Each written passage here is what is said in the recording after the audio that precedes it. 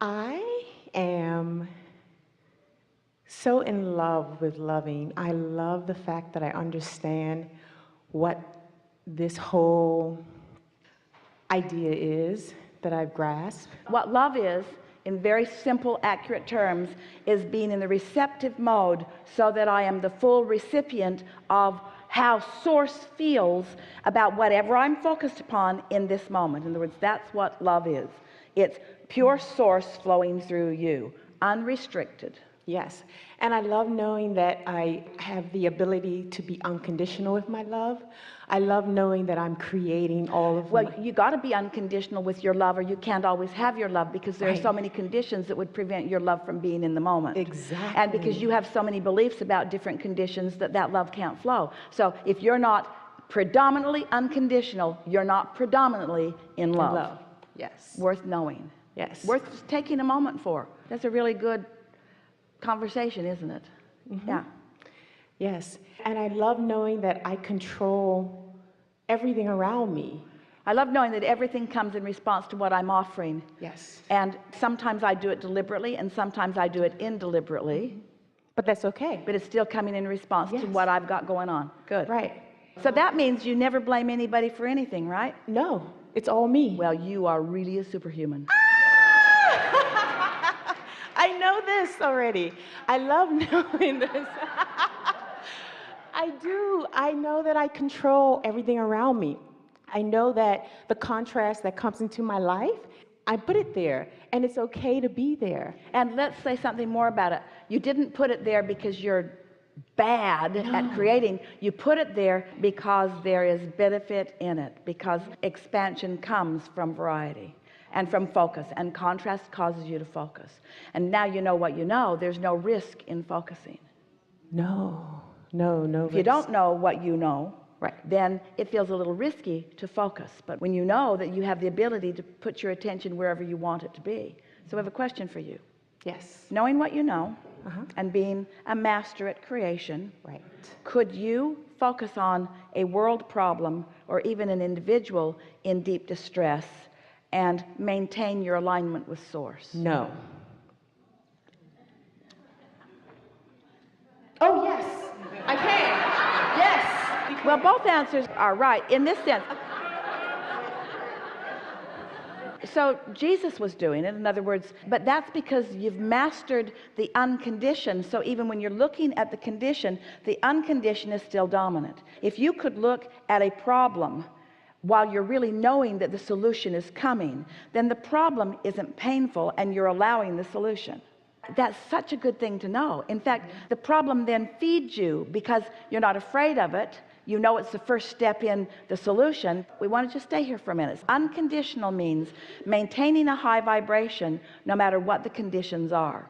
Because sometimes it sounds to you all like what we're saying is just take your attention away from everything unwanted, which makes you feel not only unkind, but it feels impossible because the world is all around you and you just can't go through life not seeing stuff that's around you.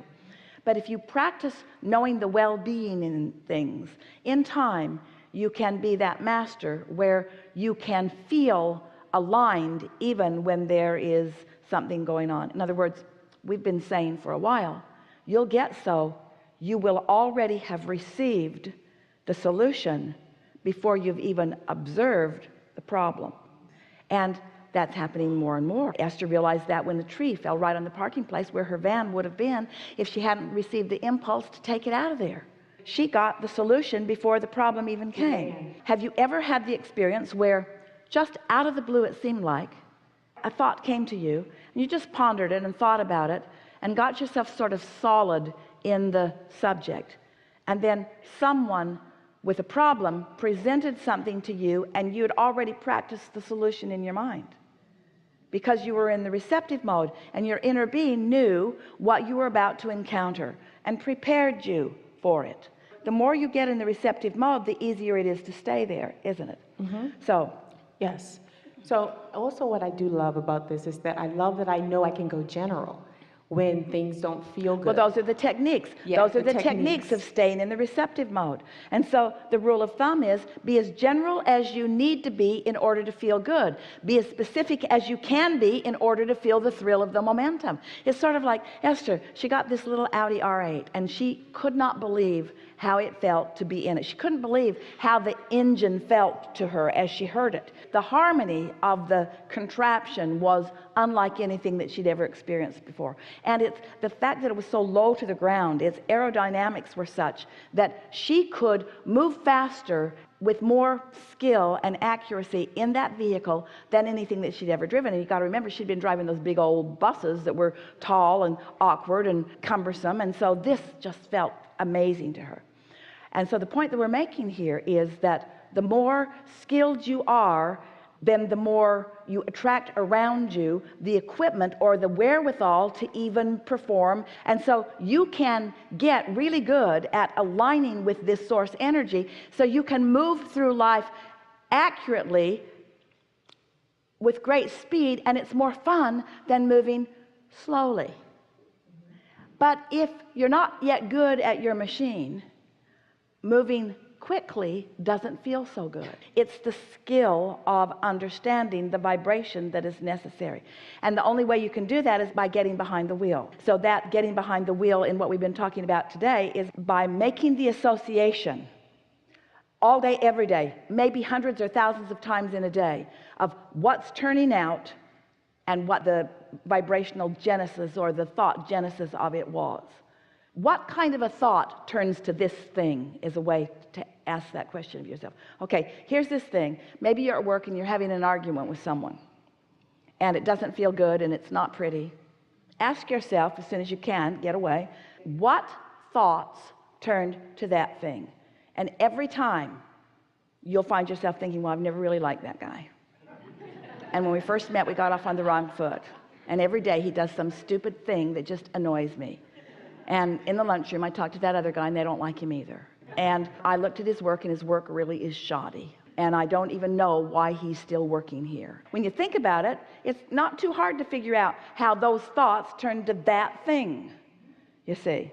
Or let's say you get fired. Doesn't feel good. What thoughts turn to that thing? I've never liked working here. Or I've resented not getting paid as much as I deserve. Or they want me to do things a way that seems stupid to me. I know a better way to do them and I'm not going to conform to their way of doing it. There's always so much vibrational evidence to support every single thing that happens to you. Every single thing that happens to you. Every single thing that happens to you. Everything that becomes a thing, an event, a relationship, a circumstance, a material object, everything that is becoming in your life has a vibrational root that if you will pay attention, you can begin to modify those vibrational roots to get results that please you more. Again, we want to emphasize, we're not encouraging this for the different results only, although the different results are really lovely, aren't they? We're encouraging it because all along the way it is delicious. When good feeling thoughts are turning to good feeling things, it feels good all along the way. When not good feeling thoughts are turning to not good feeling things, feels not good all along the way. You know it's true. Don't you know that's true? Do you know that's true? You're awfully quiet out there. No, I know. You know it's true. Yeah. So another thing that I'm great about, I've realized, is that I'm doing less and getting more. Before, I did so much more and did less. That's what the leverage of alignment is. So it works. When you allow yourself the alignment, now that's what clarity is. That's what being in the right place at the right time is. That's what impulses that pay off are. People come into my life. That's what attraction is. It's amazing. Yes. Yeah, and I'm an actress too. I'm just meeting so many people. I booked my first national. Woo! And then also they called me to book another day. All this stuff is happening and all I'm doing is feeling good all day. Have you ever heard the expression, the better it gets, the better it gets, the worse it gets, the worse it gets? That's what we're talking about here, isn't it? The better it gets, the better it gets, the better it gets. Now, we want to give you something that will help you to keep it getting better. The better it gets, the better it gets. The better it gets, the better it gets. So, the better it gets, the better it gets. the better it gets, the better it gets. But there's a tendency to then be focused upon the getting instead of on the feeling, and then in the middle sometimes of the better it gets, the better it gets, some old residual not so good thing gets.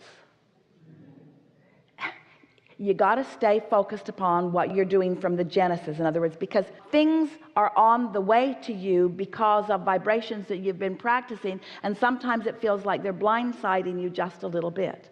So when we say the better it gets, the better it gets, if you will just do this one small thing, it's just a little understanding in this whole process. The better it gets, the better it gets. Focus upon the better feeling, not the better getting. Because if you'll focus upon the better feeling, you'll be able to stay in control, because it's unconditional. The better feeling is unconditional. The better it's getting is conditional. And there's still some stuff out there that when you focus upon it could mess up your vibration. Did you follow that? That was really a distinction of fine-tuning that, if you got it, will save you time in the unfolding, in the becoming of things that you care about. Good, really good. God, I have a question. I know that I am God, and I know that people don't feel comfortable with that. Yeah, everybody wants you to leave now. Yeah, I know this. I know this. I know that it is me. It's not something outside of me. Well, we're saying it in a softer way that is more palatable to most. Okay. I am in the receptive mode of that which many want to call God. Therefore, I flow it, I feel it, I live it, I be it. In other words, there are a lot of people that just have an issue with something that they can't see. There are a lot of people that don't even want to have the God conversation. We don't use the word because it activates in people all kinds of things that don't mean anything like what we mean it to be. Many people, God is a punisher, and God is a judger, and God is judgmental, and God is watching you, and God is judging you, and what's coming later is there's a lot of wackadoodle stuff going on over that subject. And so we offer it softly, but at the same time, we don't want you to deny that a larger part of you exists. We want you to know that you are a vibrational being, that you are all vibration, that you are energy, that you are source energy, and that when you are in alignment with source energy, you're having a thriving moment. And there are a lot of people that have thriving moments who will not use the word God and who do not want to understand the concept of God, and we think that's just fine. We don't want you to label it or pigeonhole it in any way. When you go out and you look over a cliff and you jump over it, on your way down, you don't say, I think God did this to me. We think you're more likely to think, well, you're probably not thinking anything except, but you might be thinking, gravity was more responsible to this than anything, because this is a law of physics that I understand, and I really didn't expect to jump off and fly up. In other words, that's not how it works in this environment. And so we're not asking you to become religious or metaphysical. We're just asking you, living in these laws that are as stable and as consistent as the law of gravity, to do this and watch the results, and do this and watch the results. And pretty soon you'll be really good at not jumping off cliffs that you don't mean to jump off of. Yeah, really good. Do you find things funny? Because I was wondering, this is my real question, I don't see you laughing. Most of what you all call funny is because of the surprise of something, and we're never surprised. Oh, that's why you don't laugh. We saw it all coming. I was always wondering why you don't laugh at things. But I get that. I do understand. I'm complete. Really good.